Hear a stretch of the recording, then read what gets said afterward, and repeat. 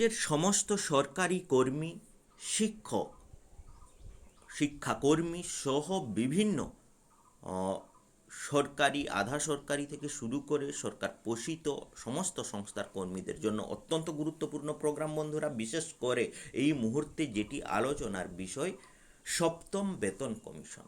কারণ একটি রাজনৈতিক দলের ইস্তেহারে কিন্তু জানানো হয়েছে, যদি পরিবর্তনের সরকার হয় সেক্ষেত্রে রাজ্যে কিন্তু সপ্তম বেতন কমিশন লাগু হবে।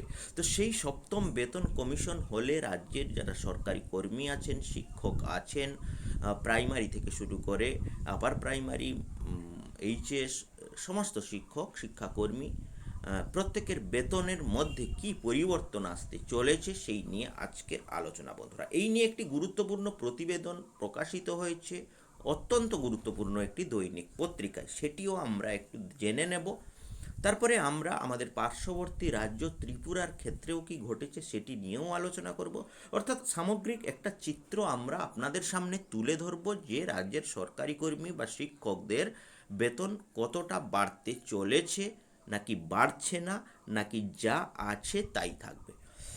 তো এখানে মোটামুটি যে প্রতিবেদনটি প্রকাশিত হয়েছে আগে সেটি একটু আমরা আলোচনা করে নেব। রাজ্যের ষষ্ঠ কমিশনে বেতন হার কেন্দ্রের সপ্তমের থেকেও বেশি, এটি কিন্তু এই প্রতিবেদনে বলা হচ্ছে। এই প্রতিবেদনে কি আছে আমরা একটু জেনে নেব। রাজ্য সরকারি কর্মীদের জন্য সপ্তম বেতন কমিশন গঠনের আশ্বাস দেওয়া হয়েছে বিজেপির নির্বাচনী ইস্তেহারে, কিন্তু পর্যালোচনা করে দেখা যাচ্ছে বিভিন্ন স্তরে রাজ্য সরকারি কর্মীদের ষষ্ঠ কমিশনের সুপারিশের ভিত্তিতে যে বেতন হার নির্ধারিত হয়েছে তা কেন্দ্রীয় সরকারের সমতুল পদের কর্মীদের সপ্তম বেতন কমিশনের নির্ধারিত হারের থেকে বেশি।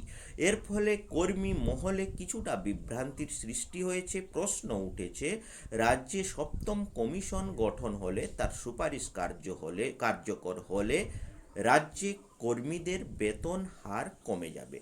রাজ্য সরকারের ষষ্ঠ বেতন কমিশন ও কেন্দ্রীয় সরকারের সপ্তম বেতন কমিশনের সুপারিশ 2016 সালের জানুয়ারি থেকে একই সময় কার্যকর হয়। আগের কয়েকটি বেতন কমিশনের ক্ষেত্রে এই একের পার্থক্য ছিল, যেমন কেন্দ্রের ষষ্ঠ বেতন কমিশন, রাজ্যের পঞ্চম কমিশন একই সময় থেকে কার্যকর। তখনও বেতন হারে রাজ্য কর্মীরা কিছুটা এগিয়েছিলেন। পুরনো বেতন হারকে 2.57 গুণিতক করে ষষ্ঠ ও সপ্তম কমিশনে যথাক্রমে রাজ্য ও কেন্দ্রীয় কর্মীদের বেতন হার নির্ধারিত হয়েছে। সব মিলিয়ে কেন্দ্রীয় সরকারের সপ্তম বেতন কমিশন ও রাজ্য সরকারের ষষ্ঠ কমিশন একই পর্যায়ের মোটামুটি। এরপরে আমরা আলোচনায় যাব। তো এখানে যে রিপোর্টটি প্রকাশিত হয়েছে বা আমরা যতটুকু জানি এটি অবশ্যই ঠিক যে আমাদের রাজ্যের যে কমিশন সেটি কিন্তু এক ধাপ পিছিয়ে এবং এটি সমতুল্য, অর্থাৎ ষষ্ঠ এবং সপ্তম কিন্তু সমতুল্য, কারণ দুটি কিন্তু 2.57 গুণ করেই কিন্তু নির্ধারিত হয়েছে। অর্থাৎ সেদিক থেকে যে পুনরায় 2.57 বর্তমানে সরকারি কর্মী বা শিক্ষকদের যে বেতন আছে তার সঙ্গে কিন্তু 2.57 গুণ হওয়ার সম্ভাবনা নেই।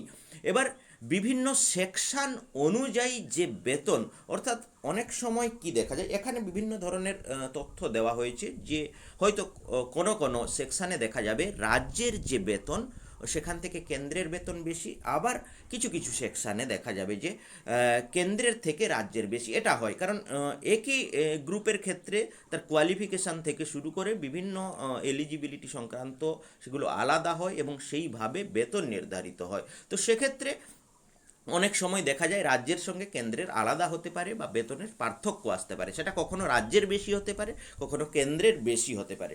কিন্তু আবার যদি আমরা ধরে নিই যে শুধুমাত্র আমরা যদি সরকারি কর্মীদের ক্ষেত্রেও এটি হতে পারে, টিচিংয়ের ক্ষেত্রেও এটি, অর্থাৎ টিচারদের ক্ষেত্রেও এটি হতে পারে। তো টিচারদের ক্ষেত্রে মোটামুটি আমরা দেখব প্রাইমারি থেকে শুরু করে প্রাইমারি, তারপরে থাকছেন সেকেন্ডারি, তারপরে হায়ার সেকেন্ডারি, তিনটে ক্যাটাগরির যে টিচার আছেন এখানে কিন্তু টিচারদের ক্ষেত্রে যদি আমরা তুলনা করি তারা কিন্তু কেন্দ্রের স্কেলের থেকে অনেকটাই পিছনে আছেন। কারণ যে পিআরটি স্কেল বা যে টিজিটি স্কেল এগুলো নিয়ে তো আমরা অনেক প্রোগ্রামও করেছি যে আমরা অনেকটাই পিছিয়ে আছি এবং তা নিয়ে চরম আন্দোলনও হয়েছে।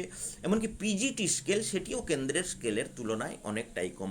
আবার যেটি বলা হচ্ছে group D scale, group D scale হচ্ছে রাজ্যের সেটি গ্রুপ ডি স্কেল যে বেতন দেওয়া হচ্ছে, কেন্দ্রের সেটি গ্রুপ ডি নয়, মাল্টিটাস্কিং স্কেল, সেটা মাল্টিটাস্কিং।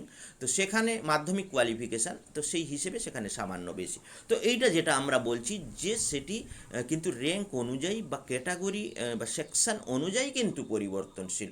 তো এক্ষেত্রে মোটামুটি ত্রিপুরার ক্ষেত্রেও যদি আমরা রিপোর্ট নিই, ত্রিপুরায় কিন্তু একটা কথা বলে রাখা ভালো, বেতন কখনো কমে যায় না। কমে যায় না এই কারণে, কারণ প্রোটেকশান একটা থাকে। প্রোটেকশান মানে আমরা যদি দেখি আমাদের যে রাজ্যের ক্ষেত্রেও অনেক সময় গ্র্যাজুয়েট স্কেলে যারা আছেন 10 বছর, 15 বছর, 20 বছর চাকরি করার পর তারা যখন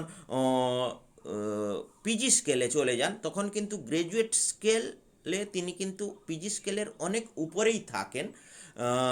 অন্যদিকে পিজি স্কেলে কিন্তু শুরু করেন তিনি, তার যেটি স্যালারি প্রোটেকশান যেটি আছে সেই প্রোটেকশানের দরুন তিনি কিন্তু পিজি স্কেলে ওই বর্ধিত স্যালারি থেকেই তিনি শুরু করেন, তিনি পিজি স্কেলের শুরু থেকেই কিন্তু শুরু করেন না। তো সেখান থেকে আমরা বলবো যে যেটি বলা হচ্ছে যে বেতন কমে যাবে, কমার তো কোনো প্রশ্ন নেই, প্রশ্ন থাকে না কখনো প্রোটেকশন রুল অনুযায়ী, অর্থাৎ সেখান থেকেই শুরু হয়। তবে আমরা ত্রিপুরা থেকে যে রিপোর্ট পেয়েছি, হয়তো বেতন বৃদ্ধিটা সপ্তম বেতন কমিশন চালু হলে বিশাল কিছু নাও হতে পারে, তবে বেতন বৃদ্ধি সামান্য হলেও হয়। সেখানেও দেখা গেছে 0 থেকে 4-5 হাজার টাকা পর্যন্ত বেতন বৃদ্ধি হয়েছে। কিছু কিছু যেটা আমরা বললাম, কিছু কিছু ক্যাটাগরি আছে যেখানে হয়তো বেতন বৃদ্ধি হবে না, আবার কিছু কিছু ক্যাটাগরির ক্ষেত্রে হয়তো একদম সামান্য বেতন 400, 500, 200 টাকা বৃদ্ধি হতে পারে। আবার কিছু কিছু ক্যাটাগরি আছে, যেমন আমরা বললাম পিআরটি স্কেল, টিজিটি স্কেল, এগুলোর ক্ষেত্রে কিন্তু বেতন বৃদ্ধি যদি সপ্তম বেতন কমিশন কেন্দ্র সরকারের যে স্কেল আছে টিচারদের জন্য সেই স্কেল লাগু হয়, সেক্ষেত্রে কিন্তু অনেকটাই বেতন বৃদ্ধি হওয়ার সম্ভাবনা থাকছে। তো এমন নয় যে বেতন বৃদ্ধি, বেতন কমে যাবে এমনটা কিন্তু নয়, কারণ কমে হিসাব অনুযায়ী কমে গেলেও সেটি কিন্তু কমানো হয় না। প্রোটেকশন রুল অনুযায়ী সেটাই থাকে, অর্থাৎ হয়তো বেতন বৃদ্ধি হবে না ওনার, কিন্তু বেতন কমে না, সেটি ফার্স্ট পয়েন্ট। সেকেন্ড পয়েন্টে হয়তো কিছু ক্যাটাগরির ক্ষেত্রে ন্যূনতম বৃদ্ধি হবে, খুবই কম, 200, 400, 500 যেটি আমরা বললাম। আবার কিছু ক্যাটাগরির ক্ষেত্রে, যাদের ক্ষেত্রে আমরা বলবো যে এখানে ঠিক সেকশন অনুযায়ী তাদের বা কোয়ালিফিকেশান অনুযায়ী তাদের বর্তমানে বেতনটি দেওয়া হয় না, পুরনো কোয়ালিফিকেশান অনুযায়ী দেওয়া হয়, নতুন বা নিউ রুলস অনুযায়ী কিন্তু তাদের দেওয়া হয় না, তাদের ক্ষেত্রে বেতন বৃদ্ধি অনেকটাই বেশি হতে পারে। বিশেষ করে টিচিং লাইনের ক্ষেত্রে আমরা বলবো যে প্রাইমারি, আপার প্রাইমারি বা টিজিটি বা পিজিটি প্রত্যেকের ক্ষেত্রেই কিন্তু বেতন অনেকটাই বাড়ার সম্ভাবনা আছে বলে আমরা মনে করছি, যদি সপ্তম বেতন কমিশন লাগু হয়। তবে আরও একটি ব্যাপার আছে ডিএ নিয়ে। ডিএটা কিন্তু যেহেতু এখানে উল্লেখিত করা হয়নি, শুধুমাত্র বেতন কমিশনের কথা উল্লেখ করা হয়েছে, ডিএটা অবশ্যই নতুন সরকার যদি আসে সেটা তাদের মর্জির ওপর নির্ভর করছে ডিএ দেওয়া হবে কি না। যেহেতু কেন্দ্র বা অন্যান্য যে সমস্ত রাজ্য আছে সেখানে একটা লেভেল পর্যন্ত 15%, কোথাও কোথাও 12%, কোথাও 17%, হয়তো পুরো কেন্দ্রের সমান নাও হতে পারে, কিন্তু একটা মোটামুটি সমতা বজায় রাখার চেষ্টা করা হয়, 10% ওপরে থাকে। তো সেক্ষেত্রে আমরা যদি ধরে নিই 12% বা 15% বা 10%ও দিয়ে একটা সমতা বজায় করার চেষ্টা করা হতে পারে। তো এইটি মোটামুটি আমরা বিভিন্ন যে সমস্ত তথ্য পেয়েছি সেই নিয়ে পুরোটাই পর্যালোচনা করলাম। এবার আপনাদেরও বিভিন্ন মতামত থাকতে পারে, অবশ্যই মতামত কমেন্ট বক্সে জানান। সবাই ভালো থাকবেন, সুন্দর থাকবেন। চ্যানেলকে যদি ভালো লাগে অবশ্যই সাবস্ক্রাইব, লাইক এবং প্রচুর প্রচুর পরিমাণে শেয়ার করবেন। সবাইকে অসংখ্য ধন্যবাদ ও নমস্কার জানিয়ে এখানেই শেষ করছি।